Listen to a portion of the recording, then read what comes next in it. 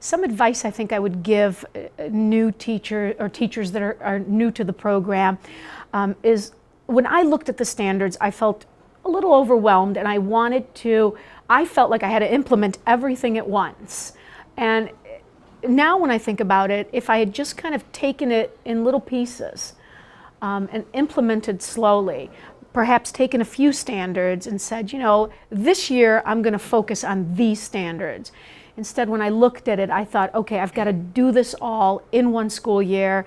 And I don't think in the beginning, as you're starting to implement it, I don't think that's important to do right away. I think pick a few standards and just kind of work from there, if I had some advice to give anybody. I think we have been doing ourselves a disservice of being vaguely familiar with a lot of things and not having any idea how they are working for us.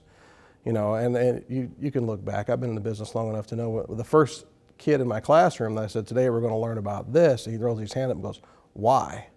Because I said so is not an appropriate answer. It is because here is how it is connected to real world relevant activities, and this is what makes us successful. This is why we're going to do this, because it's connected to the outside world. There's a reason to learn geometry. There's a reason to learn algebra. There's a reason to learn how to put things in a sequence of events in order to ensure success at the end. But if we as educators can't find those connections, I think the word applied received some negative connotation years ago. Maybe it's connected mathematics, maybe it's connected English, maybe it's connected science. This is how it goes. So what we look at is, does it make a difference in your life from the experiences you have as an individual? And if I can find that common thread that you can go, oh, I get it. This is what I do know in my life up to this point that I can relate back to, so we work from there. And so it's incredibly important to realize that our clients are different. We have to serve these kids, and they have to make that step into, why is this the different way of doing things? Because it makes it more relevant to what's happening around us. We are no longer telling students what they should see in a text. We're giving them text-dependent questions that allow them to grapple with the text and struggle with the text, and then we step in where that struggle becomes maybe a little bit too much. And you know, so that changes our role. Like, it's not, okay, I'm gonna give you a lecture on what this text means. It's, no, you go find it. And I'm gonna give you some framework to do it. And I want you to get messy with the text. And I want you to like really process every single word that's being said so that you can infer, so that you can pull out what needs to be said. And then you tell me what you come up with, and then I can tell you how to make it better. I can tell you how to make it a more evidence-based answer, but I'm not telling you what it is. And it leads to great class discussions. It leads to great debates in the classroom. No, this means this, and that means that, and that's exactly what you want your students. It's student-led. It's no longer requires the teacher. I never felt that the old standards allowed the students to be able to grapple with text. It didn't require us to do that. And I think that this, for the first time, like I'm really excited about the standards, but this for the first time allows us to step back and see what our students can do. And oftentimes we're proud, and oftentimes we're excited, and they're excited to come back. And there's so much to be learned by sharing with one another and sharing with your partner. And I noticed that my students who struggle a little more with reading in English, they learn so much more because they have a peer that is helping them as well. You know, they have my instruction as well, but they really do learn from one another. And it's like sometimes the kids can really explain it when I'm not getting through.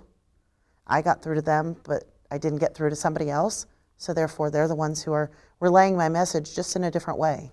Definitely collaborate with your colleagues, ask questions, bounce ideas off of one another. Go to your principal or your superintendent and share an idea that you have. You know, don't be afraid to ask questions, and don't be afraid to work together with your colleagues.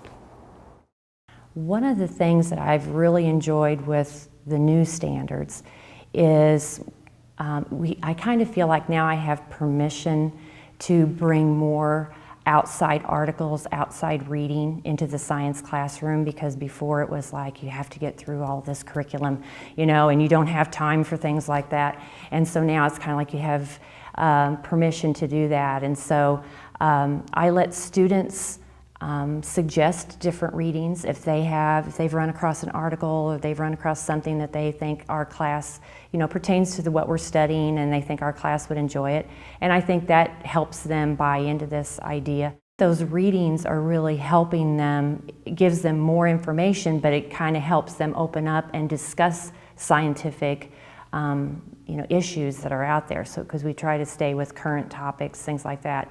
One of the things that I have really tried to do differently is not give them as much information and try and get them to tell me what they think they should do, and do more peer explanations and having them explain steps to the rest of the class.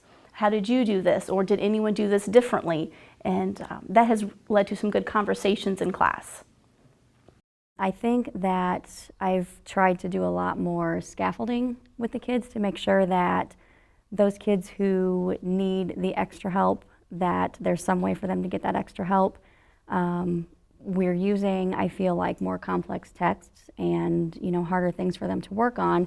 And so I feel like we've really worked on trying to let the kids kind of work sort of at their own pace, but on the same material. Maybe right now in the book that we're reading, instead of me giving them a set of questions, they're coming up with their questions and they're coming up with comments with what they're reading. And then we're kind of discussing those together in small groups, in large groups. Sometimes I'm responding to them.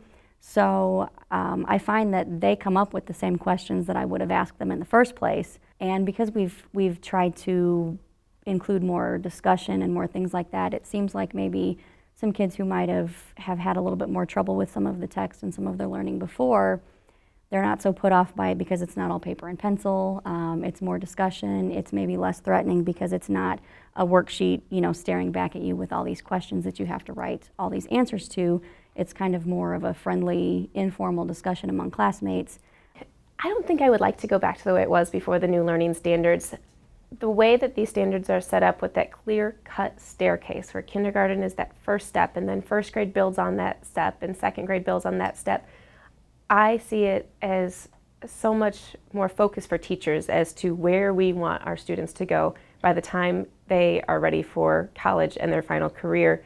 We know what could be possibly lacking and where we need to fill those gaps and what needs to happen next. They're clear-cut, they're very straightforward as to what we need to do, and I like that we're all kind of on the same page. Everyone is working through the same place to get to the same end goal. It makes it make more sense.